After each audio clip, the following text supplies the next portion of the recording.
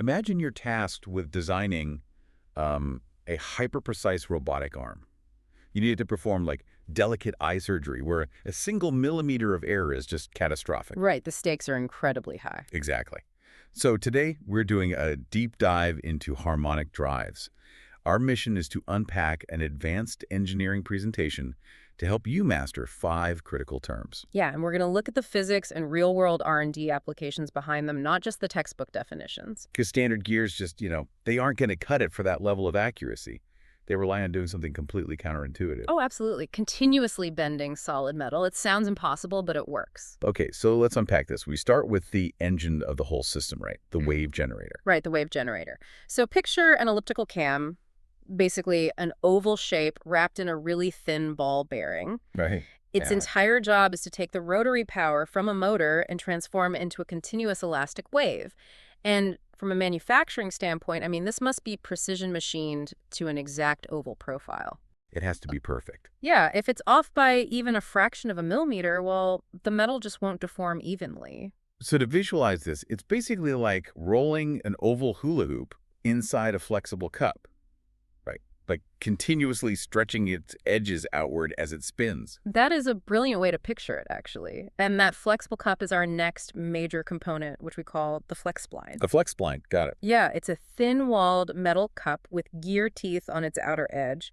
This is the piece that is actually doing the stretching. But metal isn't exactly known for being stretchy, I mean, that feels like an immense physical demand. Oh, it absolutely is. Engineers have to select extremely high fatigue strength alloy steel for this cup. I mean, it has to withstand literally trillions of radial deformation cycles. Wait, trillions? Trillions, stretching outward and bouncing back without failing. Wow. Okay, so we have a spinning, stretching metal cup. But how does that actually drive the robotic arm or, reduce the speed of the motor? So that is where the outer ring comes in. And this is our third term, the circular spline. It is rigid and fixed, typically bolted straight to the robot's housing to act as an anchor.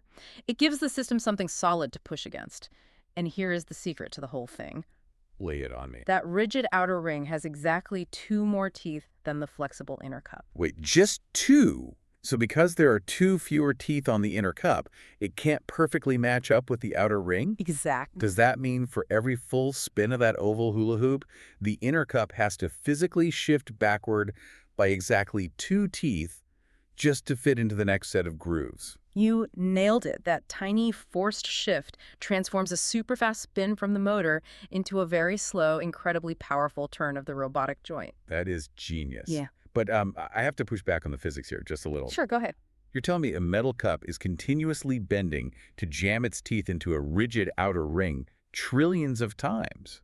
I mean, how does it handle that kind of load without just snapping in half or twisting out of shape? Well, this is where R&D engineers spend most of their time. They obsess over a property called flexural rigidity. Flexural rigidity. Okay. Right. It's the physical measurement of how well that metal cup resists bending. They have to achieve this paradoxical balance. It needs to be flexible and stiff at the same time. Precisely. It must bend radially so outward with ease, so the wave generator can stretch it into that oval shape, yet it has to maintain supreme torsional stiffness. Torsional stiffness, meaning it can't twist. Right. It can't twist under the load or you lose all your power transmission efficiency. It feels like we're reinventing the wheel with all this bending metal, though. Why not just use normal gears? Well, think about normal gears for a second. You have a tiny gap between the teeth so they don't jam, right? Ah, the dreaded wiggle room. Exactly. So I'm guessing a bending metal cup eliminates that gap entirely because it's actively pushing the teeth together. Yes, you've just hit on the holy grail of precision mechanics, which is zero backlash. Zero backlash. Yeah, because the inner cup is pushed into an oval shape, multiple teeth are always fully engaged and preloaded into each other at the wide ends of the ellipse. So theoretically, there is zero mechanical clearance. No wiggle room whatsoever. And that is the absolute key for you in the real world. Huh. When a robotic arm is performing eye surgery, you cannot have a millimeter of wiggle room. No, you really can't. Zero backlash means when the motor stops, the scalpel stops dead. It's total control. Exactly. When you put it all together, you have the wave generator stretching the flex spline, meshing with the circular spline, all balanced by flexural rigidity to achieve zero backlash. Right.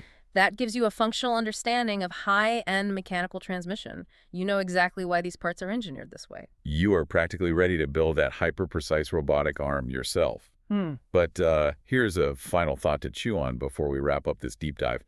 Right now, these harmonic drives rely on pushing alloy steel to its absolute bending limits for trillions of cycles. Yeah, pushing it to the absolute edge. Right.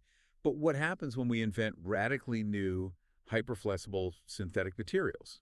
I mean, if we can completely redefine the limits of flexural rigidity, how far could we push the boundaries of robotic precision tomorrow?